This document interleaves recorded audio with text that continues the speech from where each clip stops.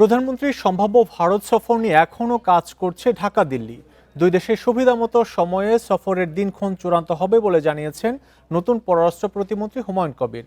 বলেন, দেশের স্বার্থ রক্ষা করে কূটনীতিতে ভারসাম্য বজায় রাখাই হবে তার অন্যতম দায়িত্ব। বাংলাদেশ ভারত দ্বিপাক্ষিক সম্পর্ক হবে সমতা ও ন্যায্যতার ভিত্তিতে। পররাষ্ট্র মন্ত্রণালয়ের দায়িত্ব বন্টনের পর সোমবার প্রথম নিজ দপ্তরে আসেন নতুন পররাষ্ট্র প্রতিমন্ত্রী হুমায়ুন কবির। এর আগে প্রধানমন্ত্রীর পররাষ্ট্র উপদেষ্টা পদে ছিলেন তিনি।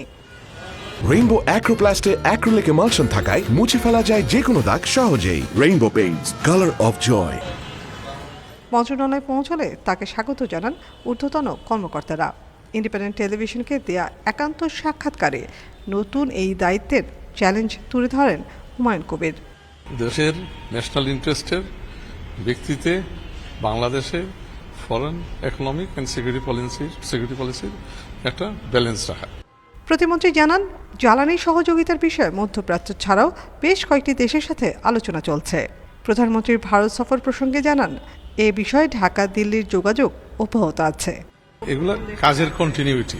মানে I've been working as the prime minister's adviser on foreign affairs. So foreign affairs স্ফিয়ারে তো কাজগুলো হচ্ছে কন্টিনিউটি।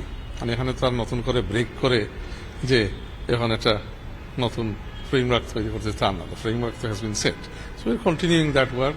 দ্বিপাক্ষিক সম্পর্ক নিয়ে ভারতের পররাষ্ট্রমন্ত্রী এস জয়শঙ্করের সাম্প্রতিক বক্তব্যকেও ইতিবাচক হিসেবে দেখছেন নতুন পররাষ্ট্র প্রতিমন্ত্রী।